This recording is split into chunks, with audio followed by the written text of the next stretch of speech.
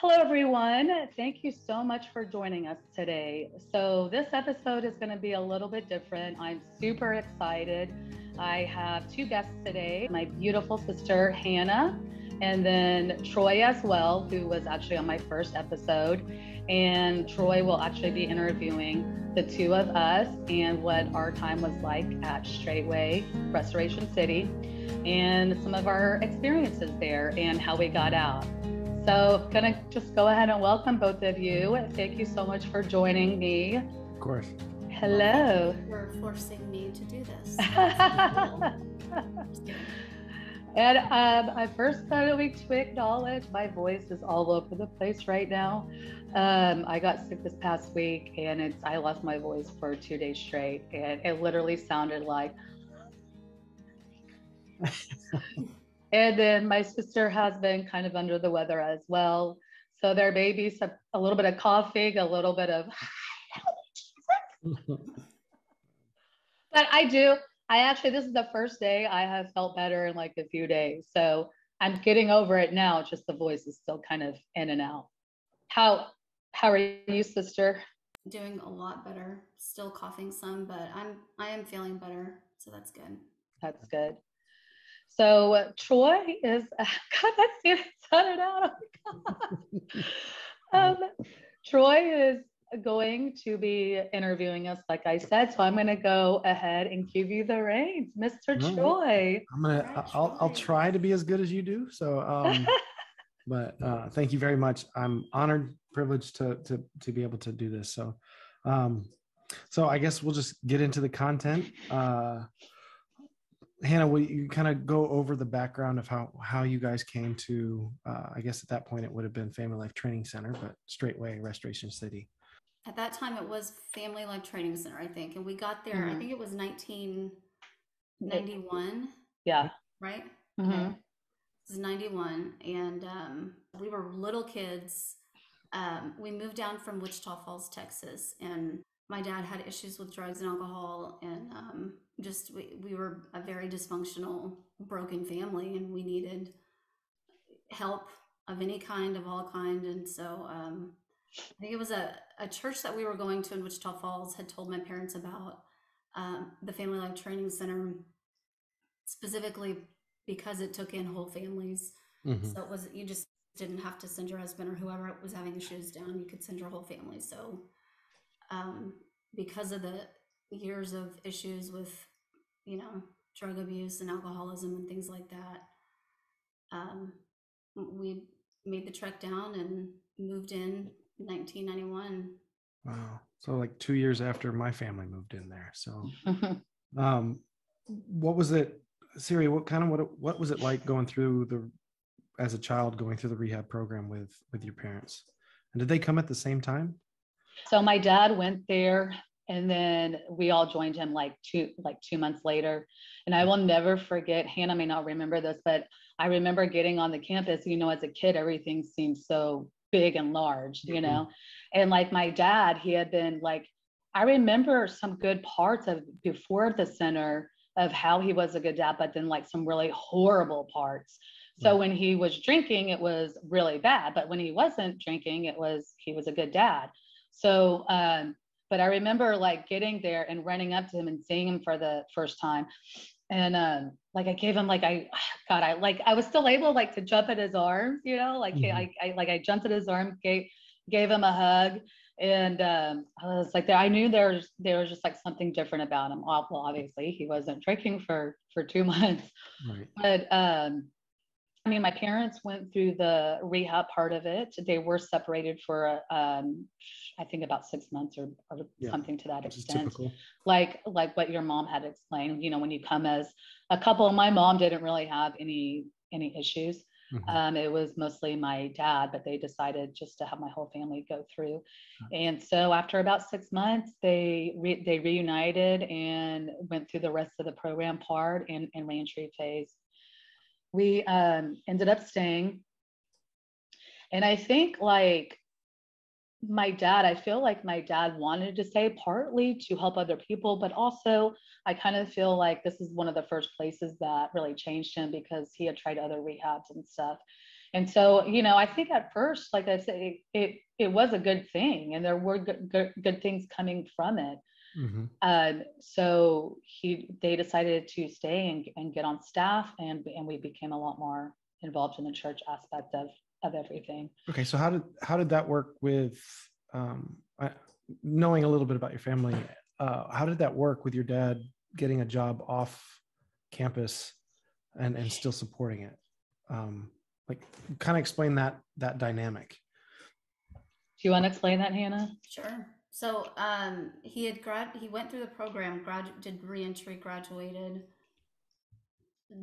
was doing really well, and he had a background in drafting and designing parts for rigs and things like that. So he was, for whatever reason, one of the few people that after graduating went and got a job outside of the center, because a lot of people that graduated, you stayed and volunteered and worked at the center, basically volunteered your time and pretty much just lived on campus, worked there and everything. But he got a job, I think, in Rosenberg, like 30 minutes outside of the center, which was kind of unheard of. It wasn't that wasn't super common, because they still wanted everyone living at the center. You just didn't move off campus or anything.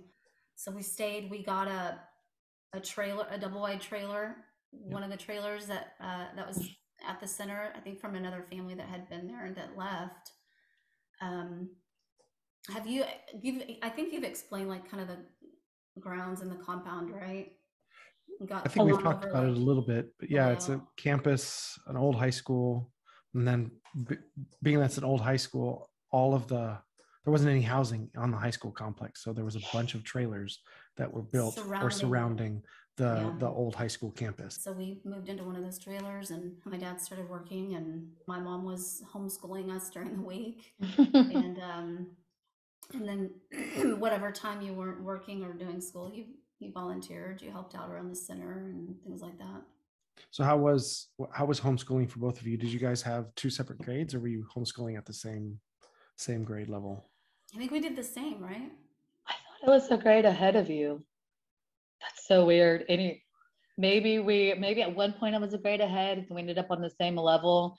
Hannah's pretty smart, so she got, she went through the college and everything. Did you guys homeschool in your house, or did you guys utilize the homeschooling facility that they kind of built for the single mothers and families? We did both. So we were home. My mom was homeschooling me, you, and another girl that was our age.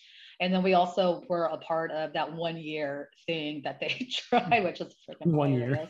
They tried. It was like 1 or 2 years or something. It was so ridiculous. They were trying to teach us, and I don't even think they were real teachers, like the people that were teaching. No, they weren't. Obviously, nobody knew their ass from their let us go to school, for the love of God. Oh my gosh, that's hilarious. All right, so as you're growing up, what were some of the responsibilities that you guys had to fill your time when it wasn't just school? Me and Hannah were fully immersed in everything serving there. We did everything from babysitting, which you were made to do all this. Like, it wasn't like, and me and Hannah, I will say, were a couple of the ones that actually said no a couple of times, because you do know why? Because of doing schoolwork. My mom wanted us to do schoolwork. And we would say, we got pulled into counseling. It was like, you're not serving enough. Oh, Anyway. How old were you guys when I probably started at we started babysitting when we were young. I don't know. I mean, to me it's young, but I don't, maybe it was 12. Like 12 and 13, and then until we left. And so, I mean, that was just one of many things. I mean, we ended up traveling full time on the Straightway team, which I've talked about that very, very little. I don't know if you want to explain a little bit about that, Hannah. There's a group of young people that spoke in schools. There was dancing, dramatization.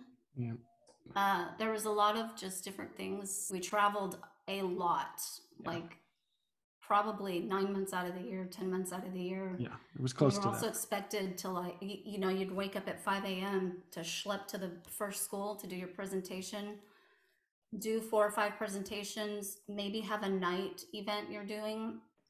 And somehow in between that, you got to cram in the homeschooling that your parents sent with you to do.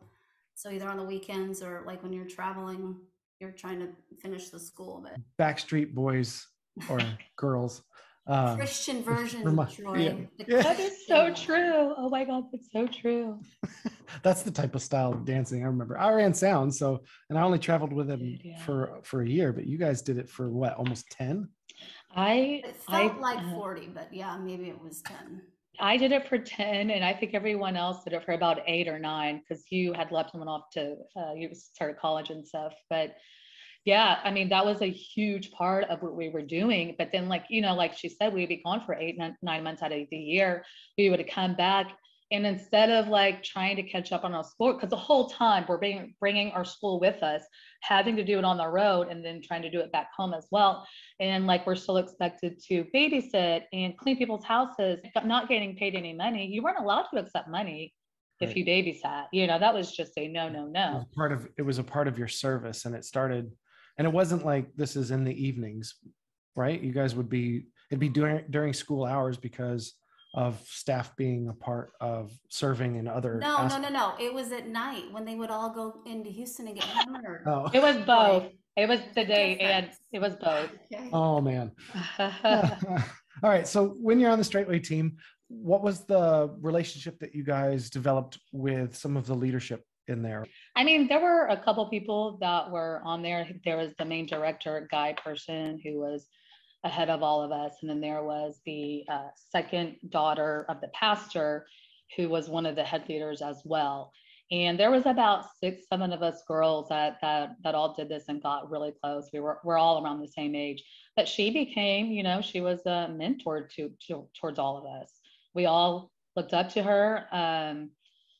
And now looking back, there's so many red flags looking back. I'm like, why? We were so naive. I think we were just so naive because we grew up in this. But yeah, she at that time definitely became a mentor and someone we were looking up to. So how close did you guys get? I mean, was it only on the road that you guys so how was that relationship on and off? We all saw each other every day, whether we were traveling on the road or not. Like, I mean, it was very much sort of a family environment, very, very just close to each other. And, but I do remember, like, I don't know, there was just so much meanness. That's not a word, maybe. Syria, I felt like it was to you a lot.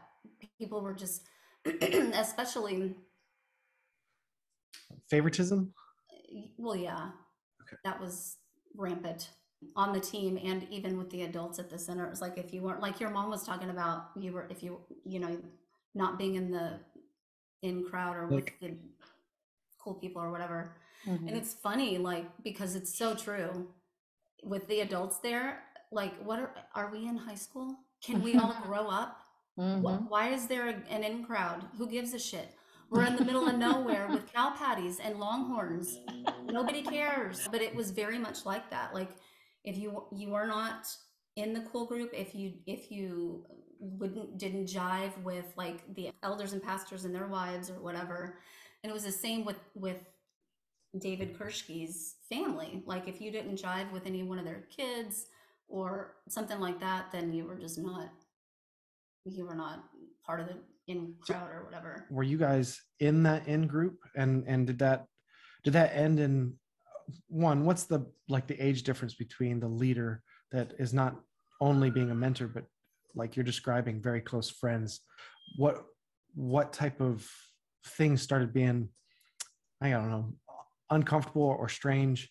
I think you had mentioned something about like sleepovers at their house. I mean, we were starting to get, super close. We were kind of in that group, I guess, on some level, but not as well. I mean, I got made fun of quite a bit, like at the beginning stages of being on Straightway. Like, we would travel and I would get, I was one of the ones that like got made fun of a lot. I mean, I even was like, I got really suicidal for about 2 years. And that's going to be a whole nother podcast. I'm going to talk about all that. Yeah, it was just like you were in or not, or you were made fun of. And, but yeah, we would like have sleepovers every once in a while. But looking back now, it is kind of weird that like, I remember this one sleepover. It was just me. I don't think you were there. I'm in the room with with the mentor person we're talking about. And she is, just in like little bra and shorts. We all kind of were, I guess, just to me, I didn't really think too much about it, but her dad comes in and like opens the door and they're just talking to each other. I'm like, oh my God, like I would be so embarrassed if my dad came in, like, Dad, get the hell out. No, But yeah, I that, wasn't there. That's creepy. but Yeah, that's no just what I'm boundaries. getting at. Yeah, no boundaries. But what I'm getting at is just the kind of level that it was at. There was no boundaries. They were just kind of like, whatever, it's okay. I mean, my dad, right, Hannah, if dad ever walked in on you, it'd be like, get out, Dad. Well, he wouldn't just sit there and talk to us with the door open. He'd be like, "Oh, sorry," and walk out, close the door and walk out. Yeah. There were lots of sleepovers, lots of things like that. And I remember even before, I mean, this happened before Straightway, before we started Straightway, I think, or me, like, had to have been right before, but we had a banquet, You want to go into, graduation. do you want to go into what the banquet was? So the banquet is an event they held in the December of every year. They also held like a mini summer graduation in the summer time, spring, summer.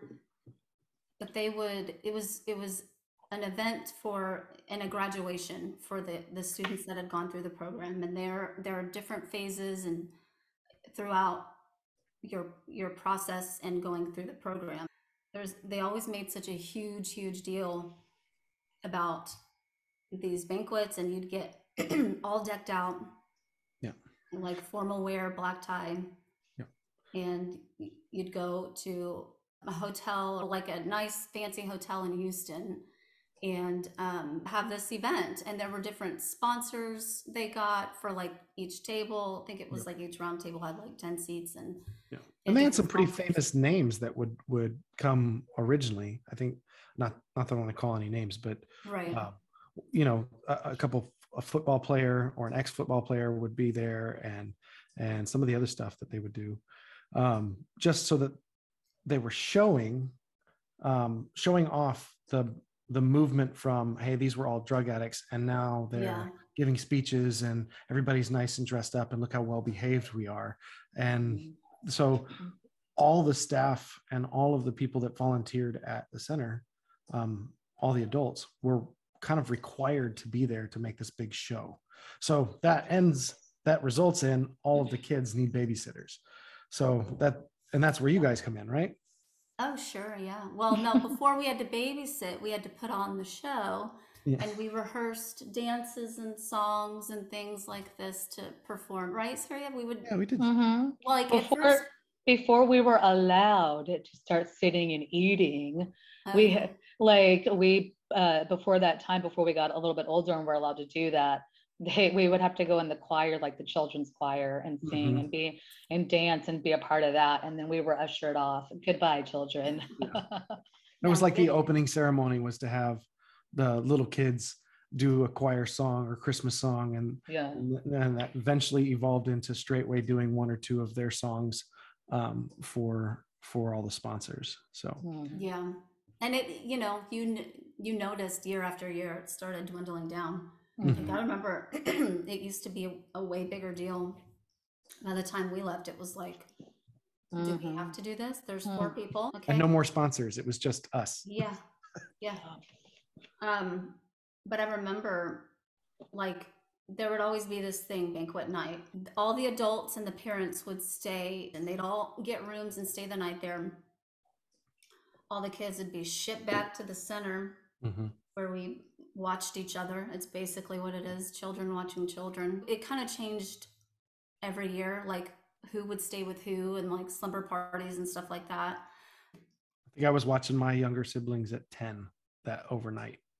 Wow. Oh, wow. But I could kind of see, Troy, you've always been mature and like dependable. I could totally see that. But 10 with 3 or 4 younger siblings at the time. Everybody else did it, everybody was doing that there. They all did that.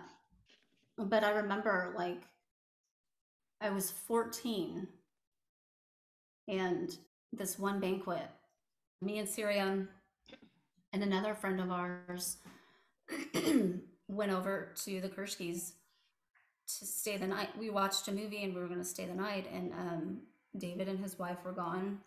Were staying at the hotel in Houston. We get back to the center, and I remember we go into the groceries. We're all just hanging out, and I don't remember if the younger kids were there or not. Like maybe some of them were. Yeah, and because and then we ended up watching a movie, and then it was just so late. So I think a lot of the kids had gone to bed. But I remember you, Syria, me, and then our friend and David's oldest son and a daughter of his, the one that we were talking about earlier, we traveled with a lot. We were all just chilling in the living room, hanging out and watching a movie. I remember like I was sitting on the couch, not sitting on the couch, I was sitting on the floor in front of the couch. I don't remember what we were watching, but I remember kind of just laying there and then dozing off because I was so tired. So I fell asleep on the floor. And the next thing I knew, I like woke up to someone over me and like doing things to me and touching me. And I got an immediate panic and I was like, oh my God. And I was on my stomach, but I was like very far from where I knew I fell asleep, which was weird. I knew I was right by the couch, and where I woke up was like almost near the dining room. So when I realized what was happening, I like my eyes opened and I was like, oh my God, I knew somebody was on top of me and I knew they were touching me and doing things to me. I went to bed with my underwear on and they were no longer there. And so I was wearing a dress and it was like raised. So I was just like totally exposed completely. And I told myself, act like you're sleeping, just totally act like you're sleeping, and then wiggle your arms and legs so that he thinks you're waking up. Like, just make it seem like you're just waking up and you don't know what's going on. So it's exactly what I did. I think once he realized, oh shit, he ran off. And then I was like frantically looking around, like, where the hell is everybody? So I kind of like quickly glanced around and saw their parents' door open and saw my sister and our friend and the other one asleep on the bed. So I ran in there and was like freaking out. I literally crouched down and hid so that he wouldn't see me. Right. And was like freaking out and crying, telling my sister and the other two what happened. And I was like, I don't know what to do. And literally the first thing out of his sister's mouth was, she rubbed her eyes and she goes, oh, I knew I shouldn't have left him out there with you while you were sleeping. Oh my gosh. And like my gut dropped, like my heart sank, and I was like, okay, that tells me that it's happened before and you all apparently know about it or have known what, and that it's a problem for him or something. I don't know. Oh my gosh. Syria, can you tell me what your reaction to that was when you're hearing this? Holy shit, I'm gonna start crying. Sorry. I know Hannah has kind of dealt with this already somewhat. And I just it's, you know, she comes running in, and as an older sister, I like, you gotta understand, like I always tried to protect her. When we were little, I tried to cover her eyes from not saying the shit that my dad did to my mom. So I always felt like I had to protect her. And like I wasn't in the other room. I don't remember why we passed out in the parents' room or anything, but I remember her coming in and just shaking and like telling us. And then the pastor's second daughter, the one that she just said, she gets up and after she had said that, and she goes, I think he was still there, because she gets up and she goes to his room and like flings the door open and starts yelling at him. And then he takes off. He like runs out. Where are you, Hannah, when that's happening? We're all still in the room, right? And I just kind of hid. And I think Syria, you and our other friend were like holding me or something, but I couldn't go out of that room. I was petrified and scared, and I was petrified. So did you guys stay there the rest of the night, or did you? No, that was in the morning. It was She like came in. early morning, I think. I mean, kind of like Syria. You know, I lived with you guys and for a while, and you guys are like sisters to me. And this is The girl, his sister, was like a sister to us. Mhm. I mean, and I think I felt very, very just alone and very ashamed. And like, I do remember for some reason, like, this is after, but like, before we get into the other stuff, I remember like vaguely hearing that I had brought it on, that like, it wasn't that big of a deal. And I think that was a huge narrative Mm. David and a lot of the leaders wanted to, I guess, communicate, was that any kind of sexual abuse that happened out there was not a big deal, and that we could control it and take care of it. So, and I just felt like the guilt and the shame was so overwhelming, and it lasted years and years. You know, you never expect that it happens in your pastor's house, you know, Yeah. by his own kid. You just never expect that. After that, like, what occurred? What was the response when the leadership there heard? Like, what happened then? So that day, I remember mom and dad came home from the hotel in Houston, and like I had to explain it to them, which was just totally humiliating. I had to explain it to dad because I think mom was trying to get you. They separated us at some point, and they wouldn't let us see. I remember they wouldn't let us see each other. You were dealing with trying to tell dad and what was going down, and mom had me like trying to do schoolwork or something. And I remember just like almost in tears. Why can't I see my sister? Where is she? Nobody would tell me where she was. She's in counseling. Why is she in counseling? I don't understand. She just got assaulted. What the hell is happening? I was trying to get all this information out and nobody would tell me. It was so bizarre. So what was your dad's response when you had to now tell the story to him? He was like, I'm so sorry, you know, I'm sorry that happened. And, you know, I know they're going to talk to him or something like that, generic. And then it was like later that day, I got pulled into counseling. And it was a room full of middle-aged, older men, like all in front of me, and one lady who was the pastor's oldest daughter, who's the guy that did it to me, his older sister. She So was you have there. no allies in that room, or nobody, no other female representation other than the person who assaulted you's older sister, Mm-hmm.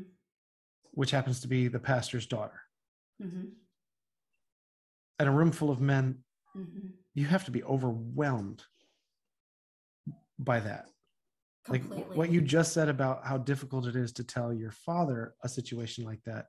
Now you're in a room full of a whole bunch of men that aren't your dad. What were your feelings in that moment? Like how were you reacting to? Were you shut down? Were you? I was just so embarrassed and humiliated, and I just wanted to get the hell out of there.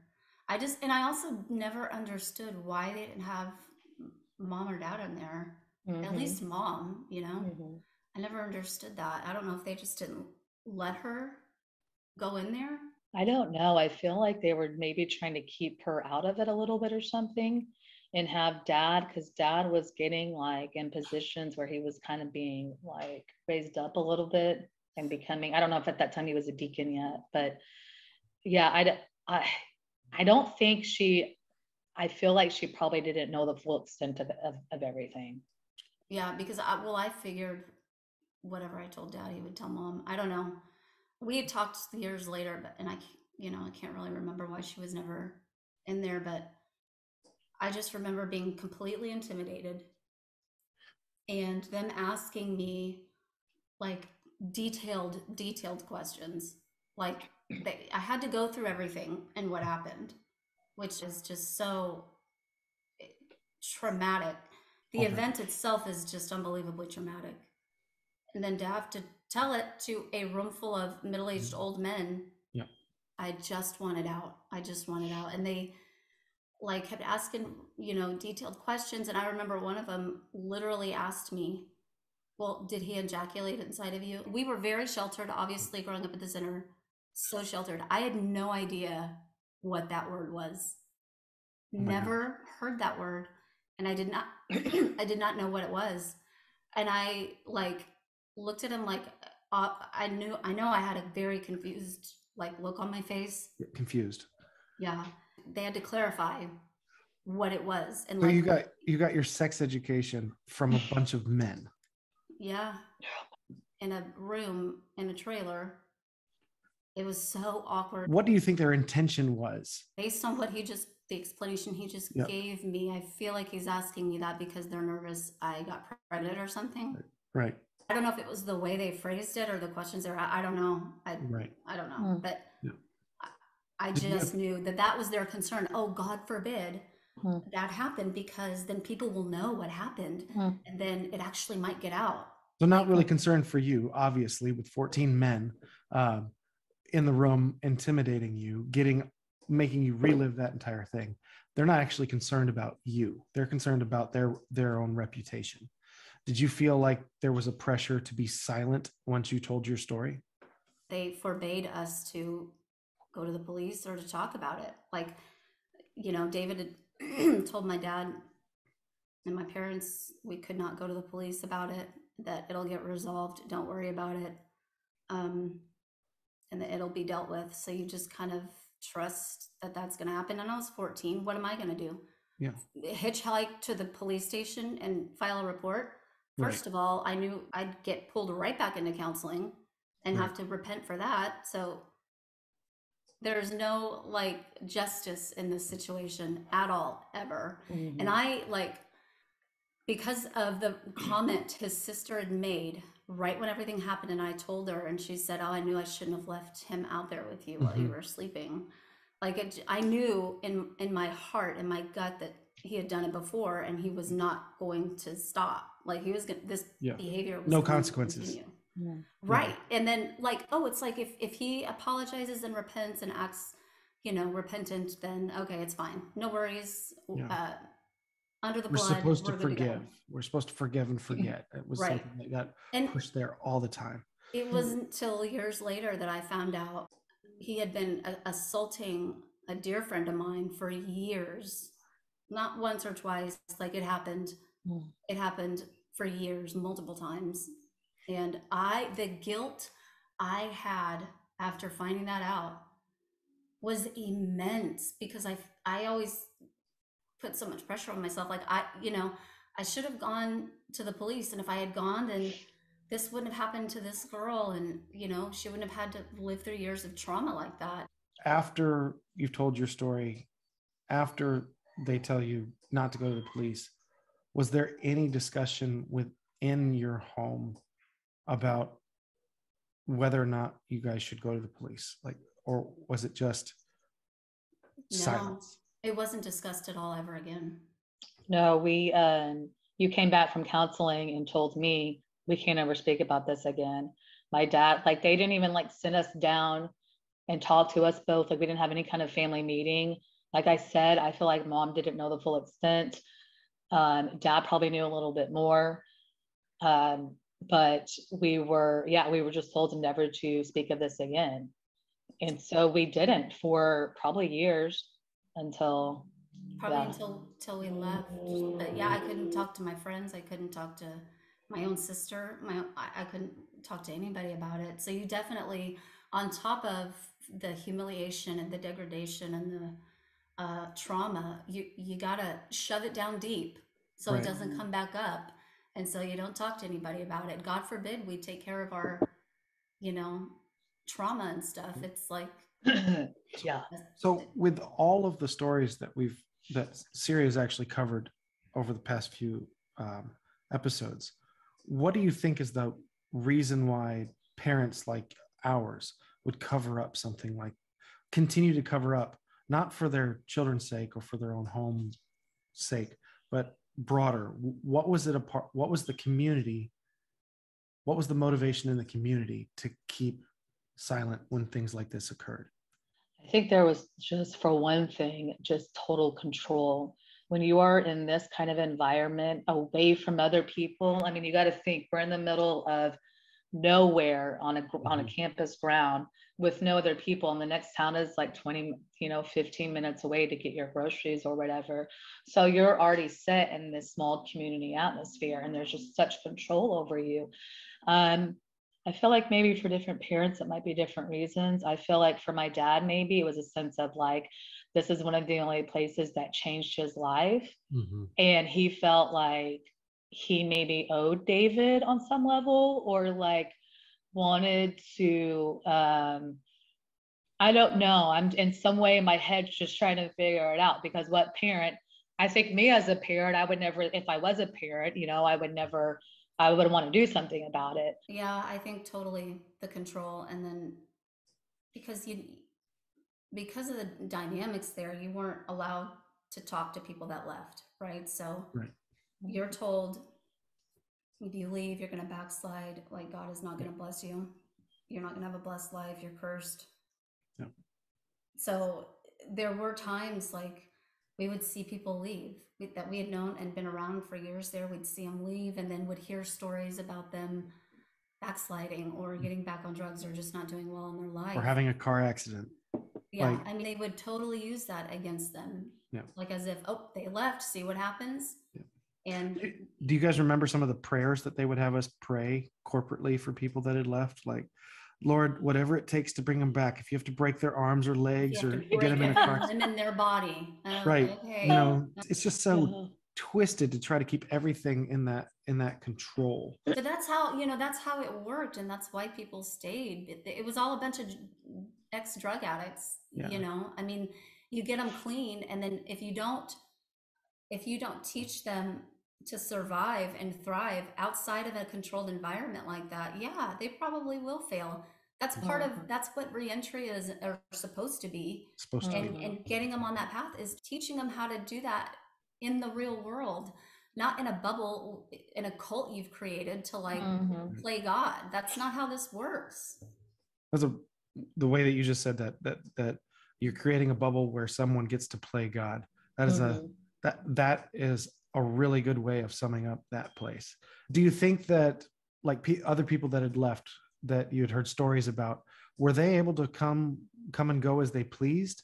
And was that the same when it came to the pastor's son that I think he left shortly after that, but were they treated the same, or could people? No, I feel like some people were able to come and go depending on maybe who they were in relation to David Kurschke, and then also dependent upon their financial status. If they were giving regularly or occasionally or whatever, then absolutely they come and go as they want. Other people though, like your interview with Pam, and I even think about others, these kids, and they're teenagers, they're kids. They were kicked out for various reasons, misbehaving or whatever. And we're not allowed to be on campus. The absolute hypocrisy is so evident. It was like, even your mom said, Troy, she couldn't wear the shorts that she got, but the leaders' wives could. Why is it okay for some of them to do stuff and then not okay for everybody else? Yeah, there was multiple times that the pastor's wives and daughters were wearing very, very revealing or skimpy clothing, and it's just so funny that like my mom's like, well, I've just got long legs. That whole story behind it. I'm like, I remember the oldest daughter's, wearing micro shorts and rolling the top down so that they're like maybe 3 inches of material, and then running all around campus where you've got 50 guys that just got off drugs that are all about her age. But what's funny is most of the stories coming out, the people that are that are creating victims, the victimizers, the oppressors, whatever you want to call it, are coming from the staff. Do you guys have any stories about, maybe not necessarily tied to this one, but type of stories that how is control established in your lives between you and your parents, and discipline stories, things like that? What was the way that they made you guys submissive to this whole place? Spankings, threats, and yelling. Spankings, threats, and yelling. And you go, CiCi. But it all came from the top. I feel like the more I've talked with people, the more I've realized that, man, this household, they were also dealing with this kind of discipline in households after household. And we were the same. I mean, we got spanked. I got spanked with, let's see, switches, paddle spoons, boards, just whatever you could find. Let's go in the kitchen, whatever you could find, ladles. And I don't, obviously my parents were doing the spanking. Well, for our household, like I've said before, in other ones, with the single parents, the elders would have come in and they would discipline. But some of the time, some of the discipline still came. Like I remember a couple times my dad had previously spoken with some of the eldership before disciplining me. So it was like known, it just all came from the top of how things were handled. And I mean, I got spanked all the time. Hannah would remember, like I feel like I took it for both of us a lot because she really got spanked. But no, you and I would, oh my God, I remember times like I'd have to go to the other side of the trailer into the laundry room so that I wouldn't hear you screaming out of pain. And I remember this one in particular time, like all I wanted to do was run in there and just stop him and say, I'll take it for her. Just let her go. Oh I didn't know that. Yeah, I mean, I feel like my dad never disciplined like that before he got there. I mean, we were obviously a lot smaller then, but no, it definitely got, worse when we were there. So we got spanked, huh? I was going to say that's kind of a unique perspective for. I'd like to hear a little more about that, because for me, from my perspective, it was my dad's anger got shifted from my mom to the kids, and that seems to make sense. But what you're saying is that type of abuse, or at that level, didn't exist before, and it actually came from interactions with the he was abusive. Dad was abusive to mom before getting there, and he never hit my mom again after. But I don't 100% blame my dad for this of what happened, because I do think a lot of it came from the top. But this one time the discipline got so bad. And granted, this is all for disrespecting my mother, like mouthing off to her or something. We were really good kids. We were constantly serving in the church. It's not like I'm going off and smoking crack and having tons of sex and like getting it on, I kind of like, maybe I should have done some of that if I was going to be disciplined in that way. Like, holy crap. But this one time got so bad.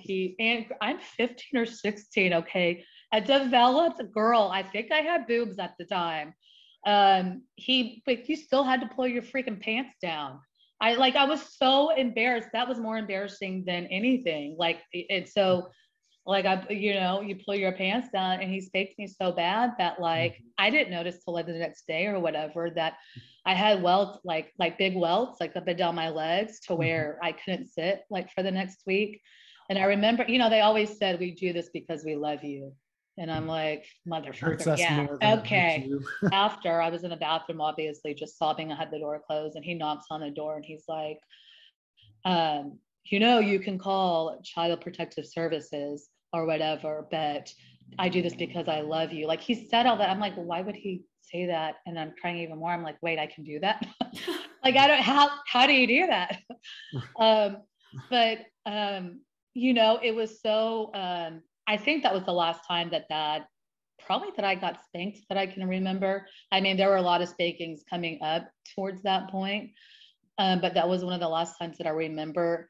And, well, I think like the worst part was when when we would get in trouble and mom would make us wait in our room to get spanked like all day for dad to get back. That is the worst part. You're waiting for hours for your dad to get back so he can whip you. You're like, and I will never forget, it was either Raquel or Carrie. I was one of those waiting sessions in my room, praying to God, please don't let him beat me again. And one of them came in and I'm just like almost in tears, like shaking. My face is white. She goes, "What's wrong?" I said, "I'm so scared he's going to come back again. He's going to do it again. I'm just so scared." And she just like hugs me. And I felt I was just terrified. Like I was like, I don't want to have welts and I can't like sit for a week again, And like I said, I love my dad with all my heart. I don't think that this was 100% him. I think a lot of it came down from the way that the eldership disciplined. And I don't think my dad is the same person now. I think he's older now, he has another kid and stuff. But at the time, it just goes to show what this place was producing and what they were doing to kids. Yeah. And it seems consistent, like the way that they're telling parents to deal with boys and girls. It wasn't like, oh, you don't spank girls, you only spank boys because they need a little harder hand. It sounds like that was something that was applied across the board.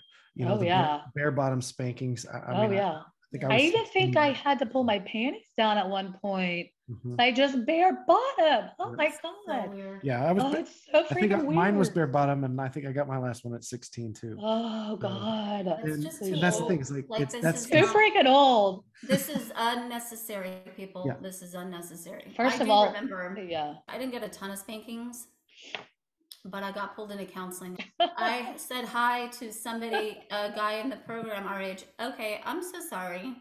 There's nobody else here, and you won't let us talk to anybody outside of the center." It's not like I went behind a tree and kissed him. I said hi, and then I got pulled into counseling for flirting. Then it became I'm too worldly, and then too worldly. You were also worshiping the sun god, Hannah. Oh yeah, it was okay for David's eldest daughter to do it at the layout at the catfish pond. Yeah. But it was not okay for us to do it outside of our trailer because I don't know, maybe the air is different at 1 acre to the next. Is that why? I don't know. But it was very different for his kids and everyone else's. There was definitely double standards. Yeah. Mm-hmm. Oh my gosh. Oh. So what was, now that we've talked about all these stories, what were some other red flags that now you're looking back and going, this is something I should have been concerned about? Because I know how most of the people that we've asked that question to, or Siri's asked that question to, it's, yeah, that's a red flag, but I didn't notice it till after some event. So now we've talked about probably some of the more intense events. What were some of the red flags that you saw or that come in your memory right now? It's so funny because you would think those would be red flags, but they weren't. I don't, for Hannah, were you like, that wasn't red flags for me. It was, it was just normal. It was just so normal for us. I like red flags for me didn't start happening to the last 2 years I was there. It was just about what age? I left at 23, so probably around 20 or so. Yeah, it was just like a ripple effect for me where it was little thing after little thing after little thing till finally I was just like, the things just started getting bigger and bigger. I don't know about for you, Hannah. I know your situation was a little bit different. Well, there were a few things. Definitely when everybody started drinking and like that became a thing at a rehabilitation center, I definitely was like, oh my gosh, this does not seem cool. There's a bunch of like ex-alcoholics and drug addicts. What the hell are we doing? This is not cool. And I mean, Troy, your mom talked about it a lot, and she had some great details because I remember experiencing exactly like what she experienced, where you overhear David and his wife fighting of who's going to be able to drink tonight because somebody's got to drive home. Mm-hmm. And then, the absolute overindulgence, like every day on a constant and consistent basis. And then I felt like such a hypocrite because, everybody's doing that at the center. And then we're going off into the schools and preaching about how not to Yeah. do Abstinence. drugs and drink and stuff. And oh my God, it was the other thing for me. There was a couple things, but we finally got the okay to go to college. Oh yeah. You guys weren't allowed to go to college, or we weren't allowed to go to high school, like Yeah, off and ground. mind you, like everybody was homeschooled at the center. Okay, you had to be homeschooled. It only changed when David's kids got old enough to be able to go to college. That's when it became okay and acceptable for everybody else to go to college because his own kids. This is our education. I'm sorry. Same thing with public school versus homeschooling. It was when they failed at doing the homeschool group, and his kids couldn't be homeschooled, and they started sending them to public school, is when they were like, oh, we're not, it's Grace, all of you can go to public school now. Yeah. And I think the same thing went along with college, is that, oh, it's just going to corrupt them until our kids need an education. Okay, well, now all of you guys can go. Right. That was the whole thing. They didn't want it to influence us at all. And so, yeah, I started seeing things and like noticing life and how magical it was when I was going to college and stuff. And then the other thing that really was, I think, probably put me over the edge was the news report that a news station in Houston aired about David and his right hand, the executive pastor of that church. He had been arrested, and then we found out like David actually had arrests as well. And then they tried to, have a church meeting and justify why it was okay or why that happened. That was very important. You guys actually shared that video with me, and that's the reason I told my parents to leave. Yeah, it was a big convincing. It was a big deal. I mean, that was like the final thing for me too, but there were a couple of things prior. So we would go to Europe every year. My last Europe trip with them, being on Straightway, the Straightway team still, was in 2007. And like me and this other guy that went, I felt like we were the main adults on this trip. Because really? DK was getting like drunk half the time, but I remember he even like had to drive because DK was too drunk to drive. And he's currently he's a friend of mine now, but yeah, he's like having to drive for us and everything because he's too drunk to drive. It was just so fun. Well, kind of. Do you remember funny, the but flask? not funny. Do you remember always seeing David's flask? He was like, bring out his flask. Oh, guys, look at this. I have a little bit more to put forward here. You're not fooling anybody. Everybody in the restaurant can see you trying to sneak the flask. Yeah. Okay? And so I would just see being on this Europe trip, like the first couple times we went, it was like I really felt like we were trying to help people and minister to people. And that last time was like it felt more just like we were doing like concerts and stuff, and then just having these whatever else was going on. But I just saw him, I at that point, I just saw DK just in a different light. And I was just like, this is weird. I came back and I was like, I got to get the F out of Dodge. Wow. And so I started talking with a couple people, one of them being, how do I explain this? One of them being the co-pastor's oldest son. We got really close at one point, and he starts telling me all this stuff, but I'm going, my first reaction is, that's not true. Love believes the best, He's going, Syria, I'm telling you. I'm going, so at that point, I really started listening, and I was like, okay. And so I've just started to hear all these things and just take it all in. And then, like Hannah said, like the final thing, I think one of the final things for me was seeing that tape in the way that I saw it, because I was working at Chili's at the time, and with a couple other people from the center. One of them being one of the pastors. She's the pastor's stepdaughter, and we were working together. She's an incredible person. She's not like the rest of them whatsoever. Mm-hmm. Anyways, we're working on a shift, and then they call like that meeting where they said, and this is where it sounds really culty. So everybody needs to come to the Blue Chapel and have intercessory prayer, because I don't even remember if they told us there was a news report about to air. But I found that out from her, and she told me this is why they're bringing everybody into the Blue Chapel. So we get off the shift. Thankfully, I was like, thank you, Jesus, I'm working, because we can say we're getting off late. And so, and at the time they had their new house or whatever. So they're at the Blue Chapel, and she brings us to their house. This is the Kershke house. So we go upstairs, and she puts it on. I start watching it, and I'm just going, holy shit balls. I look at her and I go, is this true? She's just like, it's like all this stuff, like DK gets a DUI, the co-pastor gets in an accident and kills someone. It's just one thing after the next. And I'm just going, holy crap, I got to get up out of here. Yeah. And then soon after that, they started bringing, this was my counseling sessions. They started bringing me into counseling sessions over dumbass shit. One of them being the guy that I was in love with for 2 years finally kissed me. Never kissed at 20. I never kissed the boy. Damn it. Never kissed anyone. And this boy finally kissed me. It's like I'm so madly in love with him, right? Mm-hmm. We didn't do anything else. We just kissed. And the person she told on me, I got brought into counseling the next day with 3 other girls that were my friends or our age. That was the first time I faked cried. I was like, I gotta get through this. I gotta fake cry.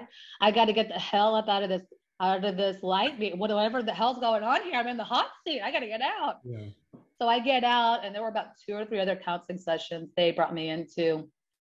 It was all over stupid stuff, and I faked cried every time. And it just got to the point, and I actually did try to leave, because you leave in the right way, leave with the blessing of God, so I wouldn't be cursed. As blessing of David. Clarify that. It's not actually God's blessing. We should say it was not a thing. Like when you were getting ready to leave and I was getting ready to leave, this actually became a thing, because prior to that, you couldn't leave. There was no leaving with a blessing. There was none of that. Yeah. So they finally had reached a point, because of some other people and things, that you could leave with a blessing, which was, again, bullshit, because they would make you wait around for a year, and then they would never actually let you leave with a blessing. Yeah. They also like look into your finances and see if your tithing was 10% of your income. At that time, they didn't. I mean, they weren't asking me that. Like, I remember I kept trying to get with David or his daughter, saying, hey, I really want to talk to you about this. I really would. My reason for leaving was wanting to go to a different church and experience life outside of this place. It wasn't like I had like a boyfriend. We're doing like all kinds of sexual and stuff. Yeah. It was like for just wanted to go to another church. Yeah. But it was like, so finally, after so many times, they shrugged me off. It was like, and then they gave my mom, I had nowhere to go. I did have a job, and I was going to college part-time. I had 2 jobs. I was going to college part-time. So I was doing a lot, but I still was living like with my mom. And so in the trailer. By this time, we should say, like, Dad had left. Yes, my dad hadn't been there for a few years. He had left. He had been in and out, had another family, just like all. That's a whole nother story. But so yeah, my dad isn't there, and then I'm in the process of like, God, should I leave? I'm actually praying about it, Mm-hmm. And they finally tell my mom to tell me to give me 2 weeks. I had 2 weeks to get out. I had nowhere to go. I didn't have an apartment. Like, I had saved money. I barely was making any money, with 2 full-time jobs, college. And I had nowhere to go. And thankfully at the time, thank God at the time, there was about 20 of us that left around the same time. One of them being Hannah and her ex-husband. Mm-hmm.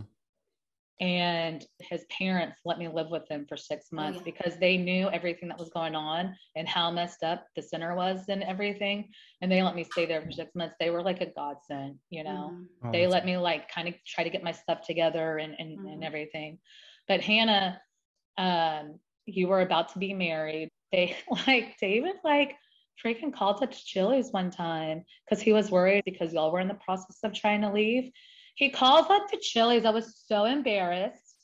Who is this man calling me at my job? And I get on the phone and he's like, hey, I just really need to talk. Can you come over after work? I just really need to talk to you about what's going on with your sister, you know? So obviously I was still in that mind, a little bit in that mind frame where I still did what they said. So I go over there after and I'm talking with him and he really was trying to get all this info out. And he's like, Hannah, I don't remember, were two of his daughters supposed to be in your wedding?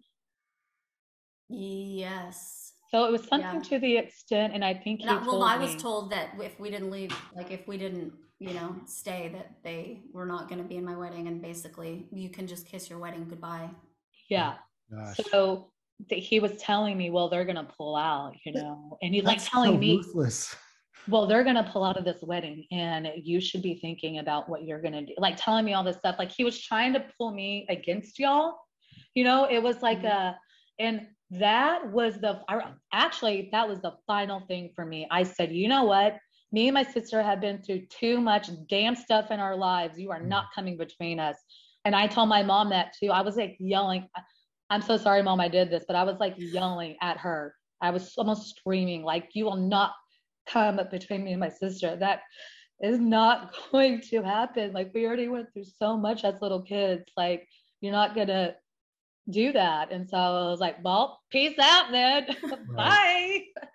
Wow. So that was my outgoing. And I know Hannah's is a little bit different because they didn't really, you guys were kind of already moving and stuff and all that. But yeah, luckily it was not as nearly as tough as it was for you. And I remember, because you know, when you leave, if you leave family there, you're not allowed to talk to them. Like Mom couldn't talk to us. She was not allowed to talk to us. So there was a couple years there where we just we're not able to talk to Mom.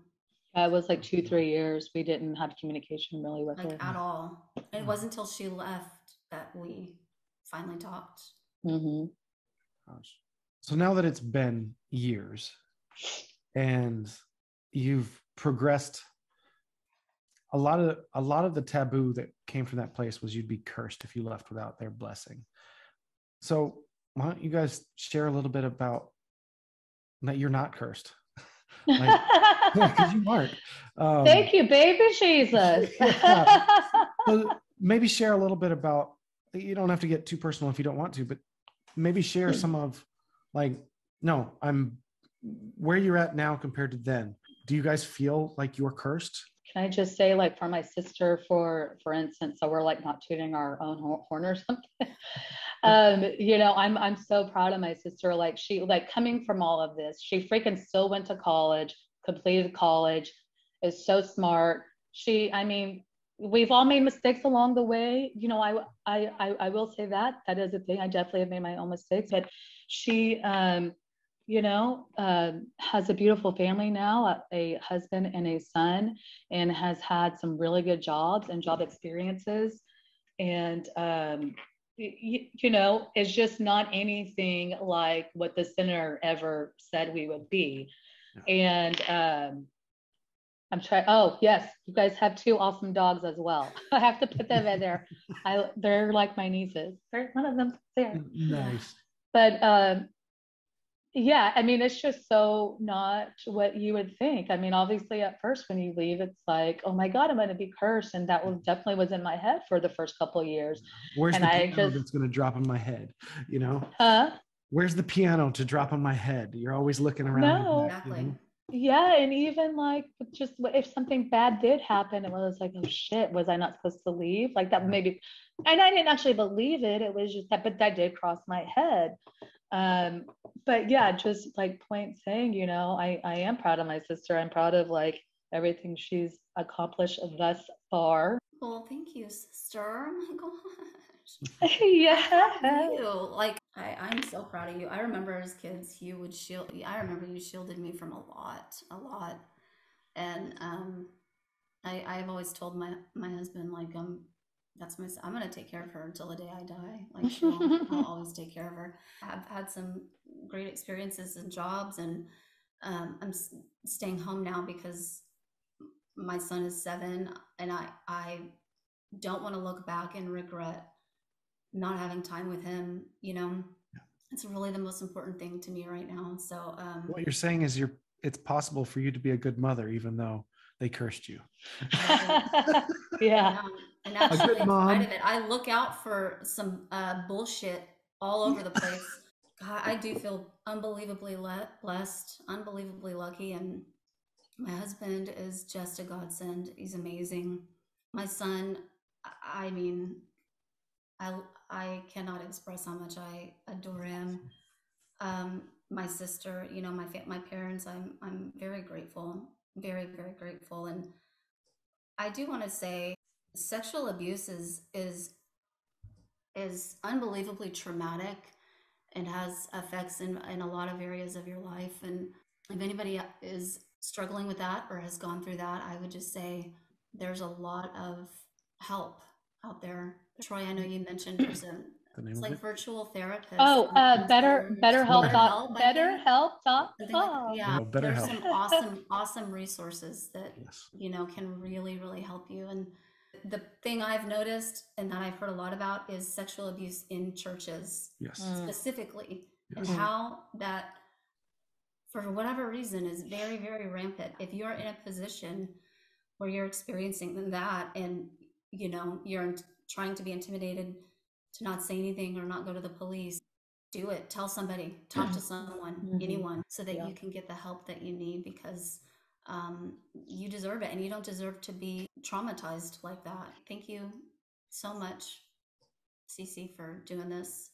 I'm super proud of you, and I hope that this touches someone. Yes. And I think, I mean, it already has, like, the responses I've been getting via not just being on here, but like just through online stuff. I have people messaging me and that maybe don't want to be on, but are telling me stuff that I'm just going, oh my God, I can't believe it. Yeah, it seems like the stories of people that are willing to actually come on here and tell their stories are only the tip of the iceberg. And for Syria, for what you're doing, I'm grateful. Thank you very much for giving a place for these voices. Hannah, I know how difficult it is to share this type of story. And however angry I am right now that I've been trying to keep down, I understand the emotional turbulence behind what you did today, but you're giving a voice to a lot of people that haven't found it yet. Yeah. So thank you for being courageous enough to share that. And for many people, this will be a first step towards healing, including your own. And I'm so grateful for what you've done, Sarah, and what you're doing, what you did, Hannah. This, man. I honestly need to thank you, Troy, because your interview with Syria was what helped me be able to do this. I mean, that took just unbelievable courage, and yeah, I think you gave me a voice, and I appreciate that so much. So thank you. You're welcome. Definitely welcome. Now, yeah, horrible job at saying that. All right. So thank you guys. This has been awesome. Yeah, no, thank you so much, Troy, for doing this. I know this has been a little more of an emotional one, but just getting this stuff out there and just letting people know, like, the reality of what has gone on is very important. And real quick, I just want to say where I'm at now too. I feel like I have been very underestimated my whole life. I was made fun of a lot when I was younger. and got out of that. And I just, I was very shy as a kid. I couldn't even speak to my own family members. It was like dead out of that kind of shyness. It was just very, I don't know what the right word is for it, but yeah, I couldn't speak to anyone. And just over time, just like where I've got, it was the best decision I ever made leaving that place. And like I said before, I definitely have made mistakes in my life, like everyone else. And I waited tables for 10 years, was in the restaurant industry, finally got out. And I've been in the corporate world for like 5-6 years now. I mean, I think I'm doing pretty good compared. I mean, I remember like being like towards the end being there. And one of the only things I wanted out of life at that point was just to live off campus in an apartment. Mm-hmm. Like that was my biggest goal. Like, God, can I have an apartment? Well, it's just such a big deal to be able to move off campus. It was Mm-hmm. such Yeah. a huge deal. And like, I mean, there were a few people that were doing it here and there, and we would be like, "Oh my God, what's it Yeah. like out there? Yeah. What's it like?" You know? Yeah. How did for they sure. get permission for that? Right. Syria, you know, I will say you have changed so much. One thing about you, though, like you push yourself a lot. And like if you don't, if you're struggling with something, you continue to push yourself to do it until you get it. Mhm. And like in everything you do. And I so admire that. You don't just give up. You push yourself. Thank you for saying that. Oh my God. I felt like I worked so hard on freaking dancing for so many years. And at the very end, you guys, I will never forget. I was like, at the very end, like I felt like a badass. I was like, I finally started getting, I don't know if it just took 9 years of like repetition and doing it over and over I don't again. know. I remember But you like Becky guys, would be so rude and sarcastic to they you. would be so hard on me. And like, I mean, I cried. They made me cry a lot. Yeah. But Yeah. I will say this, after all you guys went off to college, I was the last one of our group that was still on that team. And I worked my butt off. I lost a ton of weight and got the best shape of my life. And I was like, I remember, I can't say his name, but I really wish I could. But him and his wife were there for a period of time. It was one of the summer camps we were doing. I don't know if you remember him, like we did these summer camps that were off campus. He comes up to me, he goes, "Oh my God, Syria, you were like so good. I don't know what happened, but you just got so good." I was like, only took 10 years. Thank you. That's what I'm saying. You push yourself. It's Oh my so God. admirable, honestly. Well, I will say it definitely at times has not been easy. I just need to find a man now, you know. Just gotta get in there. One of the dances, so we would do like this choreographed hip hop dancing. Oh my God, I cannot believe I freaking did you ever fall? Oh yeah. I Do was you like, remember the time me and Carrie ran into each other? no. Like, I think I was on that trip. oh, were you? Yeah. Okay. Concussion. Keep going. You gotta Yeah, keep it going. yeah. Keep it going. You don't stop for anything. God forbid we take care of our health. And for those listening, like this is like choreographed hip hop. So we're doing dancing like you would see like in sync. Not that we were anything like in sync. Oh, I'm just trying to compare it like what you would see, like what we were doing. And so this one time we were in the high school, like it was a high school. I remember high school, it was like, oh my God, there's like cute guys coming in or whatever. And I freaking fell completely on my ass, like just fell. And you had to get up and keep going. It was just really embarrassing, but you had to keep doing it. You had to keep doing it. I remember there were times girls would like rip, their jeans would rip. Yeah, in happened twice when we're dancing. Nope. Show must go on. Ass crack is out. The show must go on. Well, I do want to thank both of y'all so much for coming on. And like I said before, this is definitely not something that is easy to tell your life story to a lot of people. So thank y'all so much. And we are definitely in the process of working on a couple things for Instagram stuff and also some other things coming in the works and just seeing how, you know, if we do a season 2 or whatever, how it's all going to work out. But that's going to be in the process and everything. So thank y'all so much for doing this. I guess we will go ahead and go. I do want to just real quick show y'all my mug. How cute. Oh, that's awesome. And I just want to give a shout out to my best friend, Brianne. She gave this to me, but she also decided to give me this part. I don't know if you can read it. The best job I've ever had is being a grandmother. I had a grandmother, but it says, if anybody knows me, I'm CiCi to like all the kids and stuff. Yeah. Oh And yeah, stuff, I even call, I refer to you as CiCi all the time. That's awesome. yeah. Well, we will go ahead and go. Thank y'all so much.